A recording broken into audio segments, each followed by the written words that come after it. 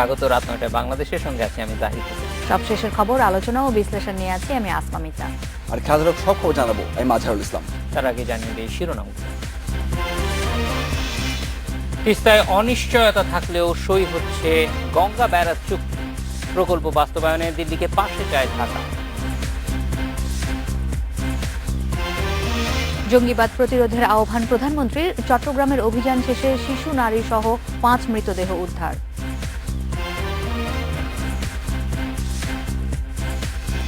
রাত ৯টায় বাংলাদেশে আজ মতামত পাঠানোর বিষয়ে জঙ্গিবাদের বিস্তার। মতামত পাঠাতে পারেন SMS অথবা ফেসবুকে। আপনাদের মতামত জানাবো সংবাদের পরের অংশে।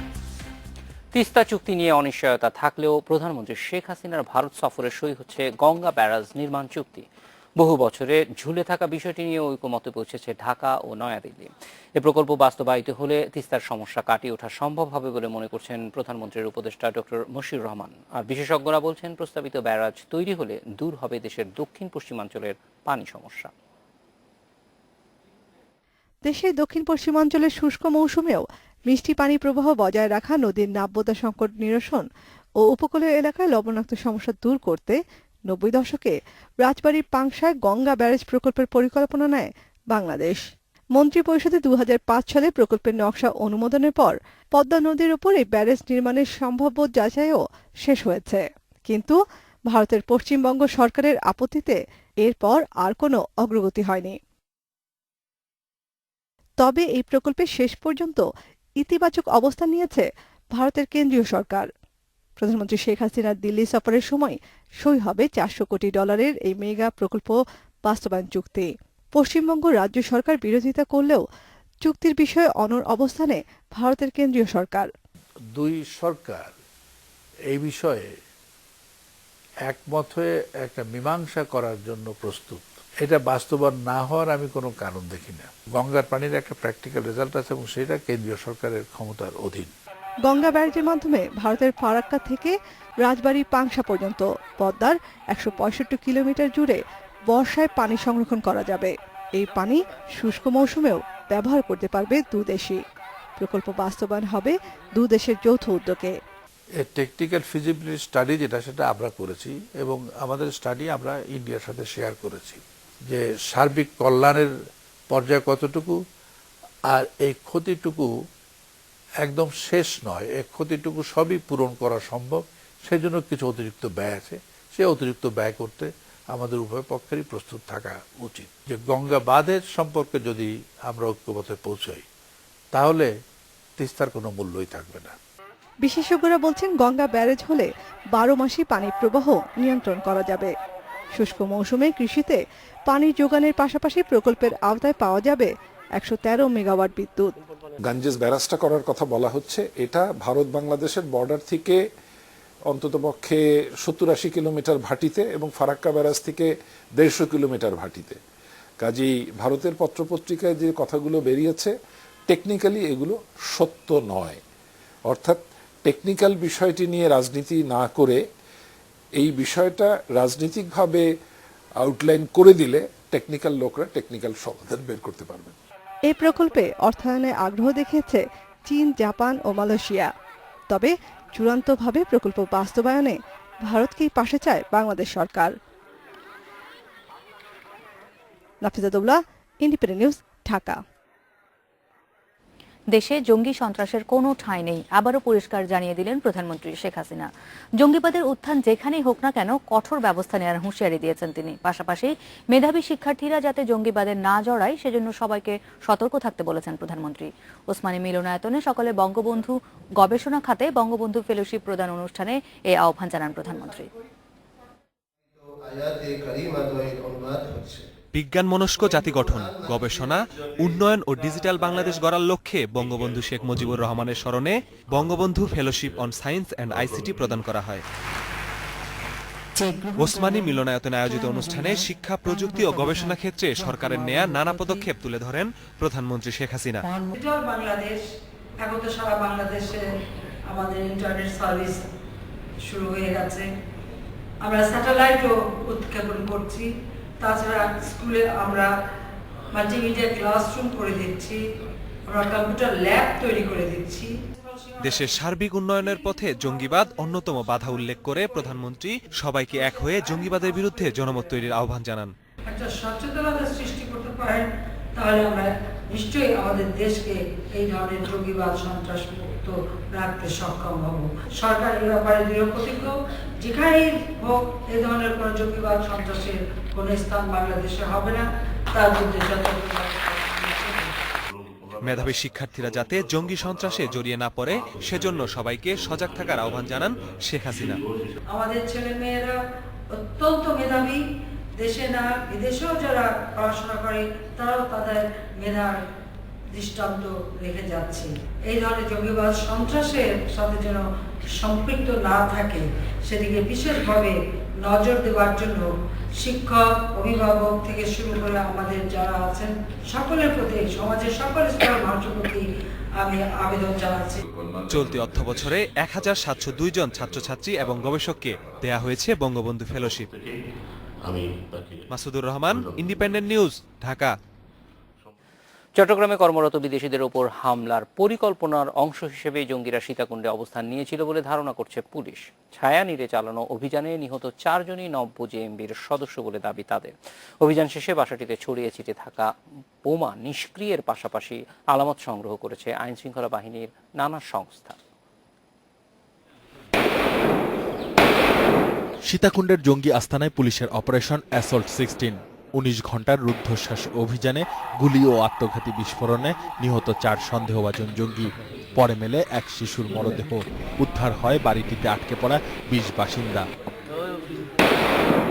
জঙ্গিদের ছোড়া গ্রেনেডে আহত 2 পুলিশ সদস্য চিকিৎসাধীন চট্টগ্রাম সিএমএইচে। 2টা ডেড বডি মোটামুটি বোঝা যাচ্ছে, আর 2টা ডেড বডি একেবারে ছিন্নভিন্ন হয়ে রয়েছে। মাথা আরেক বিল্ডিং এ যায় পড়েছে, হাত যায় মাটির ভিতরে পড়েছে, এভাবে রয়েছে। তো আমাদের আহত গতকালকে 1 জন ছিল, আজকে আমাদের 2 জন আহত হয়েছে। একই এলাকায় পাশাপাশি 2টি জঙ্গি আস্তানা। চট্টগ্রামে কর্মরত বিদেশি নাগরিকদের উপর হামলার পরিকল্পনার অংশ হিসেবে এখানে বিস্ফোরক তৈরি ও মজুত করা হচ্ছিল বলে ধারণা করছে পুলিশ। সরকারের বেশ কিছু উন্নয়ন প্রকল্প চলছে, সেখানে প্রচুর বিদেশিরা কাজ করছে, হয়তো এগুলা তাদের টার্গেট ছিল, এটা আমরা মনে করছি। গতকাল যে 2 জন আটক হয়েছে অত্যন্ত হার্ড লাইনের, কোনো কথা তারা বলছে না। আমরা একাধিকবারে চেষ্টা করেছি। তবে নিহতদের পরিচয় এখনো নিশ্চিত করতে পারেনি আইনশৃঙ্খলা বাহিনী, আর তা জানতে করা হবে ডিএনএ পরীক্ষা। জঙ্গিদের মধ্যে একজন মহিলার মুখের ছবিটা ক্লিয়ার বা আছে, তা এটা হয়তো আমরা শনাক্ত করতে পারবো, আর বাকি সবগুলো আমরা ডিএনএ করব। ফেব্রুয়ারিতে শ্যালক দুলাভাই পরিচয়ে ছায়ানীড়ের ফ্ল্যাটটি ভাড়া নেন 2 ব্যক্তি। কক্সবাজারের রামুতে ব্যবসা রয়েছে বলেও জানায় তারা। আসিফ জামান সুমিত, ইন্ডিপেন্ডেন্ট নিউজ। আইনশৃঙ্খলা বাহিনীর চলমান জঙ্গি বিরোধী অভিযান রহস্য ঘেরা বলে দাবি করেছেন বিএনপি মহাসচিব মির্জা ফখরুল ইসলাম আলমগীর। তার দাবি, জঙ্গি ইস্যু থেকে সরকার রাজনৈতিক ফায়দা হাসিলের চেষ্টা করছে।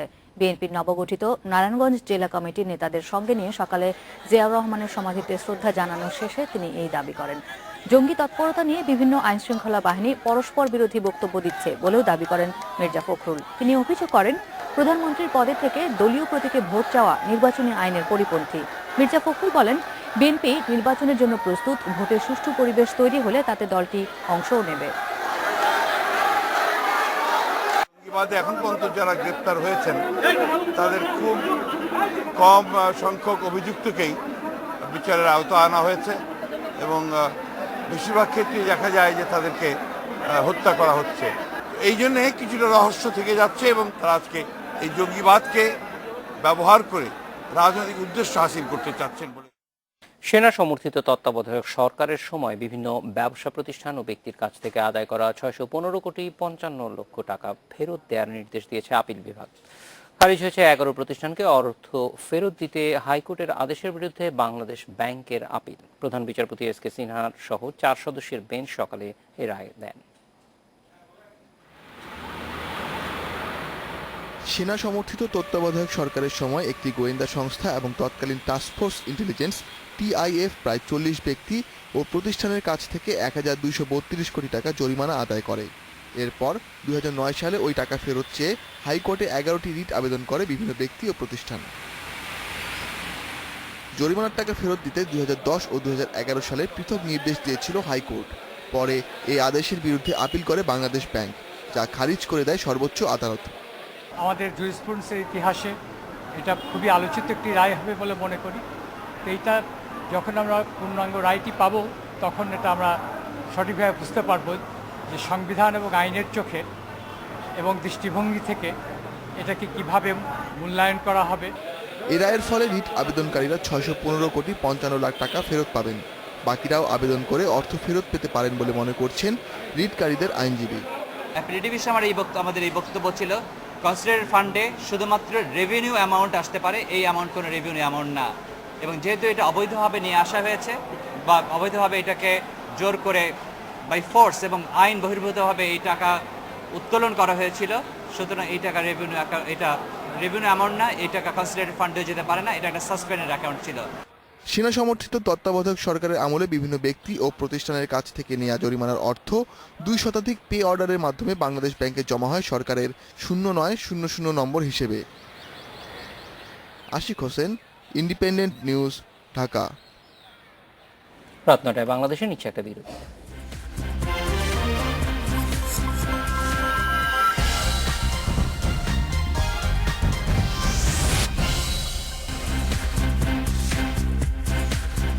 নয়টা 19-এ ফিরে এলাম রাত 9টায় বাংলাদেশে।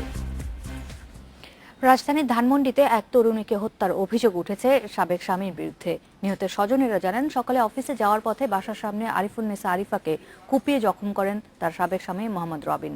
আরিফাকে উদ্ধার করে ঢাকা মেডিকেলে নেওয়া হলে সেখানে মারা যান তিনি। স্বজনেরা জানান, 4 বছর আগে নিজেদের পছন্দে বিয়ে করেন আরিফা। তবে বিয়ের কিছুদিন পরই রবিন তাকে মানসিক ও শারীরিক নির্যাতন শুরু করেন। 6 মাস আগে তাকে তালাক দেন আরিফা। এরপর থেকে রবিন বিভিন্ন সময় হুমকি দিলে কলাবাগান থানায় ডায়েরি করা হয়েছিল। আরিফা যমুনা ব্যাংকের পল্টন শাখায় কর্মরত ছিলেন।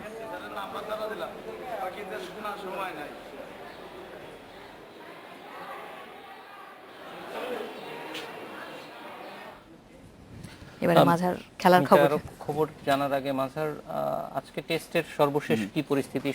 আমরা শেষ বিকালে খুব ভগ্ন হৃদয় নিয়ে শেষ পর্যন্ত খেলা দেখি।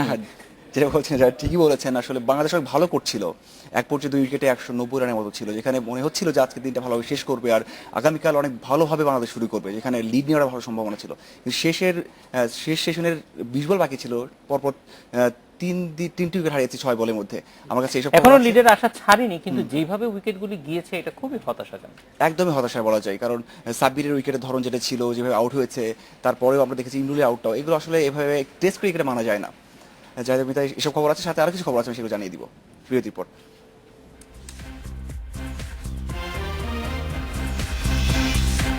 চোট কাটিয়ে 2.5 মাস পর ম্যাচে ফিরলেন মাশরাফি, শক্ত প্রতিপক্ষ মানছেন শ্রীলঙ্কাকে।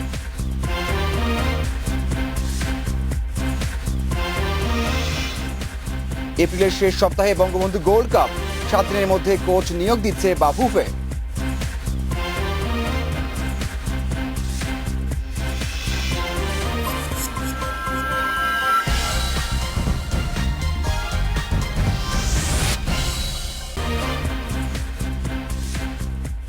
নয়টা 28-এ ফিরে এলাম রাত 9টা বাংলাদেশে। শেষ বিকেলের নাটকীয়তায় কলম্বো টেস্টে ঘুরে দাঁড়িয়েছে শ্রীলঙ্কা। শেষ 4 ওভারে 3 উইকেট হারিয়ে অস্বস্তিতে বাংলাদেশ। দিন শেষে টাইগারদের সংগ্রহ 5 উইকেটে 214 রান। উইকেটে আছেন মুশফিক ও সাকিব। চান্দ্রিমালের সেঞ্চুরিতে এর আগে প্রথম ইনিংসে 338 রান করে শ্রীলঙ্কা। ওয়ানডে ও টি20তে শক্ত প্রতিপক্ষ শ্রীলঙ্কা, বললেন মাশরাফি বিন মুর্তজা। ইনজুরি থেকে ফিরে প্রায় 2.5 মাস পর ম্যাচ খেললেন টাইগার অধিনায়ক।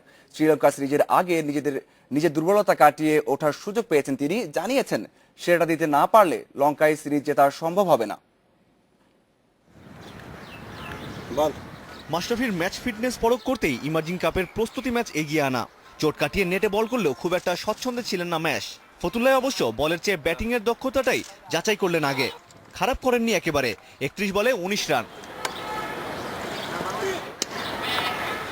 বল হাতে নিজেকে খুঁজে পেতে বেশ কিছুটা সময় লেগেছে ম্যাশের। 8 ওভার বল করেছেন 3 স্পেলে। এতদিন পর ম্যাচ টেম্পারমেন্টের জন্য কিছুটা সময় লেগেছে ওয়ানডে ও টি20 অধিনায়কের। 8 ওভারে 45 রান খরচায় উইকেট শূন্য। শুরুতে যেটা বললাম, নো বল হচ্ছিল, রান আপে যেগুলো প্রবলেম সেগুলো হচ্ছিল, কারণ বোলিংটাও বেশি দিন হয়নি, শুরু করেছি প্রায় 10-12 দিন। সো এটা ভালো হচ্ছে আমার জন্য, প্র্যাকটিস ম্যাচ। আবার ম্যাচে অ্যাডজাস্ট করতে কিছুটা সুবিধা হয়, কারণ আপনি চাইলেও এক্সপেন্সিভ হইতে পারবেন না, চাইলেও আপনার সব কিছু তাড়াতাড়ি ঠিক করতে হবে। সো প্র্যাকটিসে যেটা অনেক সময় লাগে। ওডিআই দল নিয়ে সন্তুষ্ট অধিনায়ক, তবে রঙিন পোশাকে শ্রীলঙ্কাকে যথেষ্ট কঠিন মানছেন তিনি। স্বাগতিকদের সাম্প্রতিক ফর্ম ভোগাতে পারে টাইগারদের, এজন্য প্রয়োজন নিজেদের সেরাটা। ওদের ভালো কিছু নতুন প্লেয়ার আসছে, আমার মনে হয় টি-20 ওয়ানডেতে ওরা ভালো সাইড, ওভাবে দেখার কিছু নেই। আর আমাদের সেরা খেলা না খেললে অবভিয়াসলি আপনি যে কোনো টিমের সাথে হারতে পারেন, সো আমাদের সেরাটাই খেলতে হবে। বাদবাকি কারা কেমন টিম ওটা আসলে চিন্তা করার সুযোগ নেই এখন। প্রস্তুতি ম্যাচে অবশ্য নাসিরের কাছে হেরেছেন মাশরাফি। নাসিরের লাল দল জিতেছে 4 উইকেটে, তবে ওয়ানডে দলে ডাক পাওয়া সানজেমুলের কাছ থেকে এসেছে অলরাউন্ড পারফরমেন্স। আর রান পেয়েছেন ইমার্জিং কাপের জন্য নজরে থাকা সাইফ হাসান, আফিফ হোসেন, নাসির হোসেন, জাকির হাসান। আমিরুল লতিফ, ইন্ডিপেন্ডেন্ট নিউজ, ফতুল্লা। জাহিদ মিতা, দ্বিতীয় দিন শেষ টেস্টের, আপনারা হয়তো একটু দেখেছেন বা বিভিন্ন জায়গায় খবর জেনেছেন, কি মনে হচ্ছে যে এই টেস্টটা বাংলাদেশ কি বাঁচাতে পারবে কিনা? ১৭তম টেস্ট। হ্যাঁ, এখনো পর্যন্ত টেস্টের অর্ধেক দিনও যায়নি এবং আমি বলবো যে দুই দিকেই সমান অবস্থা আছে। আজকের দিনটা যদি দেখি তাহলে প্রথম সেশনে শ্রীলঙ্কা অনেক ভালো করেছে, 100 রান তুলে নিয়েছে টেইলেন্ডারদের নিয়ে, এটা খুবই ভালো ছিল। এবং শেষ বিকেলে যেটা 19 বলের মধ্যে উইকেটগুলি পড়ে যাওয়া, এটা আসলে সত্যিকার অর্থেই টাইগার সমর্থকরা খুবই হতাশ। যেই প্রক্রিয়ায় আউটগুলি হয়েছে, ইমরুল কায়েস তিনি ক্রস ব্যাটে ওই সময় খেলাটা কতটুকু যৌক্তিক ছিল আমি জানি না। সমস্যা সাকিবের কথা কি বলবেন যে 8 বলে 18 রান করেছে, 3টা 4 ছিল। বেশ কয়েকদিন যাবতীয় আলোচনায় আছে যে সাকিবের অ্যাপ্রোচটা টেস্টে যথাযথ হচ্ছে কিনা। এক পক্ষ বলছেন যে না, তাকে ন্যাচারাল গেম খেলতে দেওয়া উচিত, কিন্তু সাকিবও কিন্তু ন্যাচারাল সাকিব না, অন্তত টেস্টে আর একটু ধরে খেলার অভ্যাস তার আগে থেকেই ছিল। এখন মনে হয় না যে যখন খেলে তখন টি-20 ওয়ানডে বা টেস্টের মধ্যে টেম্পারমেন্টের কোনো পার্থক্য আছে, প্রত্যেকটা তো আলাদা আলাদা অ্যাপ্রোচ, সেই জিনিসগুলি হয়তো আরেকটু ভেবে দেখা দরকার। এখনো সাকিব মুশফিক আছে, আমার মনে হয় যে আশা ছাড়া যায় না। অনলাইনে পড়ছিলাম আমি, সেখানে বলা হচ্ছে যে শেষ বিকেলে গিয়ে বাংলাদেশ কেমন জানি তালগোল পাকিয়ে ফেলে। আসলে শেষ সময় গিয়ে কি তারা ধৈর্যটা ধরে রাখতে সমস্যা হয়, মনোসংযোগে সমস্যা হয়, নাকি ঠিক কোন জায়গাটায় সমস্যা হয় যে শেষ সময় গিয়ে তারা কথা বলার আছে? এবং মনোসংযোগের ব্যাপারটা নিয়ে তো অনেকদিন ধরেই বাংলাদেশ দল কাজ করছে। দিচ্ছি 1 মিনিটের বিরতি।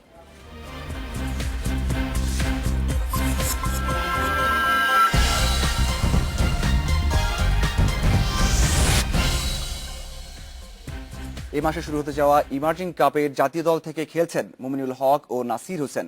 আরো দুজনের নাম রোববার জানাবেন নির্বাচকেরা। ইমার্জিং কাপের জন্য অনূর্ধ্ব 23 ছাড়াও সিনিয়র দলের 4 জন অংশ নিতে পারবেন। 4টা ন্যাশনাল প্লেয়ারদের যেটা চিন্তা ভাবনা চলছে যে কাকে খেলাবো আমরা, এর মধ্যে আমরা 2টো অলরেডি সিলেক্ট করে ফেলেছি, আর 2টোর জন্য চিন্তা ভাবনা করছি। মুমিনুল আর নাসিরকে আমরা ইমার্জিং কাপ খেলাবো, তো আর 2 জন নিয়ে আমরা একটু কাজ করছি, এটা আমরা 19 তারিখে ফাইনাল করে দেবো। অনেক খেলোয়াড়ই আছে, কারণ আমাদের এই টিমের কিন্তু এখন সামনে কোনো খেলা নেই এবং চেষ্টা চলছে খেলা হয়ে যেতে পারে, তো সেই হিসাবে কিছু প্লেয়ারকেও দেখা যারা পারফর্ম করেছে। এবং এখানে যেহেতু 2টো টিম বানাতে হচ্ছে, সব কিছু মিলে কিন্তু একটা কম্বিনেশন রেডি করতে হয়, এর জন্য সবাইকে ডাকা এবং এখানে দেখাতে। স্টিভ স্মিথ ও গ্লেন ম্যাক্সওয়েলের অনবদ্য ব্যাটিংয়ে রাঁচি টেস্টের প্রথম দিন অস্ট্রেলিয়ার। দিন শেষে সংগ্রহ 4 উইকেটে 299 রান। এপ্রিলের শেষ সপ্তাহে মাঠে গড়াবে বঙ্গবন্ধু গোল্ড কাপ। বাংলাদেশ সহ অংশ নিচ্ছে 6টি দেশ। বিদেশি দলগুলো এখনো চূড়ান্ত হয়নি। এবারের আসরে শুধু জাতীয় দল অংশ নিবে। গত আসরে খেলেছে বাংলাদেশ জাতীয় দল ও অলিম্পিক দল।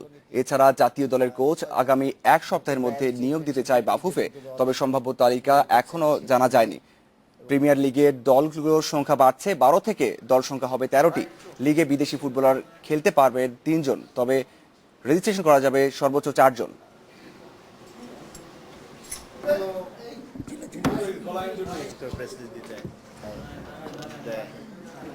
ষষ্ঠ মিটিংটা কনফার্ম করা এবং ষষ্ঠ মিটিংয়ে আমার কাছে এই ছিল খেলাধুলার খবর। চলে যাচ্ছি জাহিদ ও মিতার কাছে আরো অন্য কিছু খবরের জন্য। হ্যাঁ স্যার, আমাদের কাছেও কিছু খবর আছে মিতা, আমরা সেগুলিতে চলে যাই। রাঙামাটিতে পাহাড় ধসে 3 জন নিহত ও 1 জন আহত হয়েছে। শহরের কলেজ গেট এলাকায় মন্ত্রীপাড়ায় বিকেল 4টার দিকে এই দুর্ঘটনা ঘটে। ফায়ার সার্ভিস জানায়, বৃষ্টির সময় পাহাড়ের মাটি যাতে ধসে না পারে সেজন্য শামসুল আলম তার বাড়ির পাশে পাকা দেয়াল তৈরি করছিল। কাজ চলার সময় বিকেলের দিকে হঠাৎ তাদের উপর পাহাড়ের মাটি ধসে পড়ে। এ সময় শামসুল আলম সহ 3 জন শ্রমিক মাটির নিচে চাপা পড়েন। তাদের উদ্ধার করে হাসপাতালে নিয়ে গেলে চিকিৎসক শামসুল আলম শ্রমিক কালু মালাকার ও হানিফ ফরাজিকে মৃত ঘোষণা করেন। চিকিৎসাধীন রয়েছেন শ্রমিক ফারুক। দেখলাম যে মানে পাহাড় গড়কে আরো বাড়ানোর জন্য পাহাড় কেটে 10 ইঞ্চি ওয়াল করতেছে। ওয়াল করতে গিয়ে মাটির চাপা পড়ে এই লোকগুলো আটকা পড়ছে। আরো খবর জানাবো, তার আগে নিচে এটা দিন। কিছুক্ষণ পরে আরো খবর।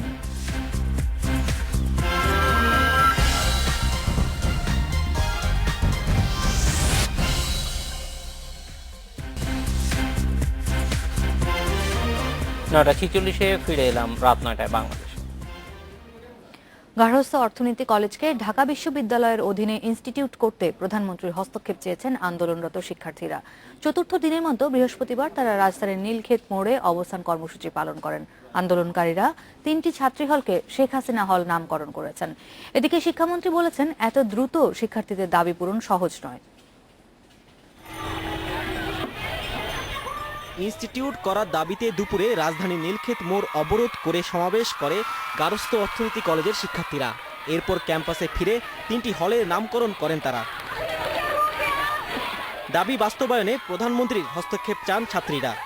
যৌক্তিক হিসেবে বিবেচনা নিয়ে আমাদের দাবিটির একটি স্থায়ী সমাধান কল্পে আমাদের ঢাকা বিশ্ববিদ্যালয়ের একটি পূর্ণাঙ্গ একটি ইনস্টিটিউট হিসেবে ঘোষণা করবে। আমাদের যে 5টা ডিপার্টমেন্ট আছে সেই ভিত্তিতে হচ্ছে সেই বিষয়গুলোর গবেষণা বা ইয়াগুলো বৃদ্ধি পাবে। যতদিন পর্যন্ত মেনে নেওয়া হবে না ততদিন পর্যন্ত আমরা আন্দোলন চালিয়ে যাব। তবে সমস্যা সমাধানে উদ্যোগের কথা জানান কলেজের ভারপ্রাপ্ত অধ্যক্ষ। সভা করেছি এবং সিদ্ধান্ত নিয়েছি কিভাবে সমস্যাগুলো দূর করা যায়। তো আমি খুবই আনন্দের সাথে জানাচ্ছি যে গত 2 মাসের মধ্যে আমরা তাদের সেশন জট একেবারেই দূর করতে পরিকল্পনা গ্রহণ করেছি। শিক্ষার্থীদের দাবি পূরণ সহজ হবে না বলে জানান শিক্ষামন্ত্রী। লম্বা তারিখ দিয়ে যে দাবি তারা ইনস্টিটিউট হয়ে যাবে ইউনিভার্সিটির, এটা কি বললেই আমরা করে দিতে পারবো? তার যে কনসিকুয়েন্সটা কি, তার কি হইতে পারে, তার সমাধান করতে গেলে কত সমস্যা আছে সেগুলো আমাদের দেখে তারপর করতে হবে। গত বছর কলেজটিকে ঢাকা বিশ্ববিদ্যালয়ের অধীনে ইনস্টিটিউট করার আশ্বাস দিয়েছিলেন শিক্ষামন্ত্রী। এখনো সেই আশ্বাস বাস্তবায়ন না হওয়ায় আন্দোলনে নামে শিক্ষার্থীরা। Aminul Islam, independent news, Dhaka. জঙ্গিবাদের বিস্তার এই বিষয়ে আজ আপনাদের মতামত জানতে চেয়েছি। জাহিদ মাঝার আমাদের কাছে যে মতামতগুলো এসেছে তার মধ্যে আব্দুর রাজ্জাক বলছেন, সাধারণ মানুষ আশা করে সন্ত্রাস ও জঙ্গিবাদ মুক্ত শান্তিপূর্ণ বাংলাদেশ। ইকবাল বলছেন, জঙ্গিবাদের বিরুদ্ধে সবাইকে সচেতন থাকতে হবে। সোহাগ বলছেন, পুলিশ বাহিনীকে জঙ্গিবাদের বিরুদ্ধে সবসময় সক্রিয় থাকতে হবে। আরিফ বলছেন, জঙ্গিবাদের কথা বলে যেন সাধারণ মানুষকে হয়রানি করা না হয়। সেদিকটা অবশ্যই নজরে রাখতে হবে। অবশ্যই জঙ্গিবাদ একটা সমস্যা, কিন্তু সেটা আরো বাড়তি সমস্যা যেন যোগ না করে। কামাল বলছে, দেশে ধর্মকে ব্যবহার করে কেউ যেন অপরাধ না করতে পারে সেদিকে নজর দিতে হবে। ফরিদ বলছে, দেশের প্রত্যেক পরিবারের সব সদস্যকে সচেতন থাকতে হবে। মনির বলছেন, বিশ্বের জঙ্গিবাদের ঢেউ বাংলাদেশেও ধাক্কা দিচ্ছে, এর জন্য আমাদের সবাইকে সচেতন থাকতে হবে। আরো কিছু আছে মন্তব্য এখানে দেখতে পাচ্ছি। কায়েস বলছেন, রাজনৈতিক স্বার্থ সিদ্ধির হাতিয়ার হিসেবেই বাংলাদেশের জঙ্গিবাদের বিস্তার ঘটানো হয়েছে। এছাড়া ওহিদ বলছে, জঙ্গিবাদ আজ আর কোনো দেশ বা অঞ্চলের সমস্যা নয়, এটি এক বৈশ্বিক সমস্যার রূপ নিয়েছে, তাই সবাই মিলে এর সমস্যার সমাধান করতে হবে। নজরুল বলছেন, সরকারকে জঙ্গিবাদের বিরুদ্ধে সর্বদা সক্রিয় থাকার আহ্বান জানিয়েছে। কি মনে হচ্ছে আসলে এটা কি সবাইকে সতর্ক থাকতে হবে? মাঝার আমাদের আরো কিছু খবর আছে, সেগুলি চলে যাচ্ছে। রাশিয়ায় চলছে ব্যতিক্রমী পুতুল প্রদর্শনী। মস্কোর এরিনা গ্রোমোভা গ্যালারির প্রদর্শনীর শিরোনাম অন দ্য এজ। এই ছিল রাত 9টায় বাংলাদেশ। শেষ খবর ব্রাজিলের ফ্যাশন শোর কিছু ছবি দেখে, তার আগে বিদায় নেব আমরা।